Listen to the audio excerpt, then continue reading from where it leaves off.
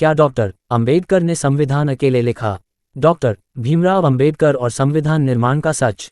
भारत का संविधान हमारे देश का आधार है, लेकिन अक्सर यह सवाल उठता है कि क्या डॉक्टर भीमराव अंबेडकर ने अकेले संविधान लिखा था? कुछ लोग इसे सच मानते हैं तो कुछ इसे गलत बताते हैं। आइए इस विषय पर गहराई से बात करते हैं और सच्चाई को समझने की कोशिश करते हैं। संविधान निर्माण की प्रक्रिया। भारत का संविधान अकेले किसी एक व्यक्ति का काम नहीं था, यह एक सामूहिक प्रयास था। संविधान सभा का गठन 9 दिसंबर 1946 को हुआ।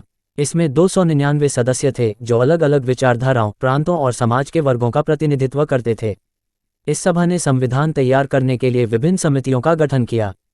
इनमें से सबसे महत्वपूर्ण थी मसौदा समिति, ड्राफ्टिंग कमेटी, जिसकी अध्यक्षता डॉक्टर भीमराव अंबेडकर को सौंपी गई थी।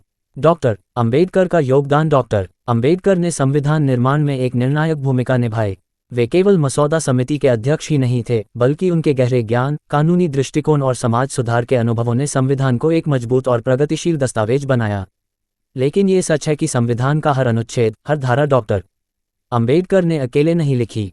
संविधान निर्माण में अन्य नेताओं का योगदान। संविधान निर्माण में कई अन्य नेताओं और विशेषज्ञों का योगदान था, जैसे 1. डॉक्टर राजेंद्र प्रसाद, संविधान सभा के अध्यक्ष। 2. जवाहरलाल नेहरू, उद्देश्य प्रस्ताव ऑब्जेक्टिव रेजोल्यूशन प्रस्तुत किया। 3. सरदार वल्लभभाई पटेल, राज्यों के एकीकरण में महत्वपूर्ण भूमिका। 4. B.N. राव, संविधान के प्रारूपिक सलाहकार। सस्पेंस। तो क्या सच में अंबेडकर अकेले लेखक नहीं थे? अगर हम तथ्यों को देखें तो ये स्पष्ट होता है कि संविधान निर्माण एक सामूहिक प्रयास था। डॉक्टर अंबेडकर ने इसे अंतिम रूप देने में महत्वपूर्ण भूमिका निभाई, लेकिन इसे अकेले लिखा कहना गलत होगा। मसौदा समिति के अन्य सदस्य भी इस काम में शामिल थे, जैसे T Krishnamachari, K M. Munshi, N. Gopalaswami Ayyangar और अन्य। डॉक्टर अंबेडकर की महानता। हालांकि यह मानना जरूरी है कि डॉक्टर अंबेडकर ने संविधान को एक ऐसा रूप दिया जो आज भी भारत की विविधता, समानता और सामाजिक न्याय को बनाए रखने में सक्षम है। उन्होंने कमजोर वर्गों के अधिकारों की रक्षा के लिए विशेष प्रावधान जोड़े। डॉक्टर भीमराव अंबेडकर और भारतीय संविधान। एक गहराई से विश्लेषण। भारत का संविधान, जिसे दुनिया का सबसे लंबा लिखित संविधान माना जाता है, एक व्यापक और विस्तृत प्रक्रिया का परिणाम है। इसे तैयार करने में कई महान नेताओं और विद्वानों का योगदान था, लेकिन डॉक्टर भीमराव अंबेडकर का इसमें सबसे अहम और निर्णायक भूमिका निभाना उन्हें भारतीय संविधान के निर्माता के रूप में स्थापित करता है। आइए इस ऐतिहासिक प्रक्रिया को विस्तार से समझते हैं। संविधान निर्माण की पृष्ठभूमि। ब्रिटिश शासन के दौरान भारत में कई अधिनियम लागू किए गए, जैसे 1. भारतीय परिषद अधिनियम 1909। 2. भारत सरकार अधिनियम 1919। 3. भारत सरकार अधिनियम 1935। इन अधिनियमों के माध्यम से कुछ सुधार किए गए, लेकिन वे भारतीय जनता की स्वतंत्रता और अधिकारों की पूरी तरह से रक्षा करने में असमर्थ थे। 1947 में स्वतंत्रता के बाद भारत को एक ऐसा संविधान चाहिए था जो सभी नागरिकों को समान अधिकार दे और देश को लोकतांत्रिक तरीके से संचालित करे। संविधान सभा का गठन 9 दिसंबर 1946 को संविधान सभा की पहली बैठक हुई। कुल सदस्य 389। बाद में ये संख्या घटकर 299 हो गई। इन सदस्यों का चयन प्रांतीय विधानसभाओं के माध्यम से हुआ था। संविधान सभा का मुख्य उद्देश्य एक ऐसा संविधान तैयार करना जो भारत की विविधता, संस्कृति और लोकतांत्रिक मूल्यों को समेटे। डॉक्टर अंबेडकर का चयन और उनकी भूमिका। डॉक्टर भीमराव अंबेडकर को मसौदा समिति, ड्राफ्टिंग कमेटी का अध्यक्ष बनाया गया। ये समिति 29 अगस्त 1947 को गठित की गई थी। समिति में कुल 7 सदस्य थे। 1. डॉक्टर भीमराव अंबेडकर, अध्यक्ष। 2. N. Gopalaswami Ayyangar. 3. T Krishnamachari. 4. K M. Munshi. 5. Mohammed Saadulla. 6. B L. Mitra. 7. D P. Khaitan. बाद में मृत्यु के बाद एन. माधव राव शामिल हुए। डॉक्टर अंबेडकर को अध्यक्ष इसलिए चुना गया क्योंकि 1. उनके पास कानून, संविधान और समाजशास्त्र का गहन ज्ञान था। 2. वे जाति व्यवस्था और सामाजिक अन्याय के खिलाफ संघर्ष का चेहरा थे। 3. उनकी दृष्टि में सभी के लिए समानता और न्याय सुनिश्चित करने की प्रतिबद्धता थी। डॉक्टर अंबेडकर का योगदान। डॉक्टर अंबेडकर का संविधान निर्माण में योगदान अद्वितीय और बहुआयामी था।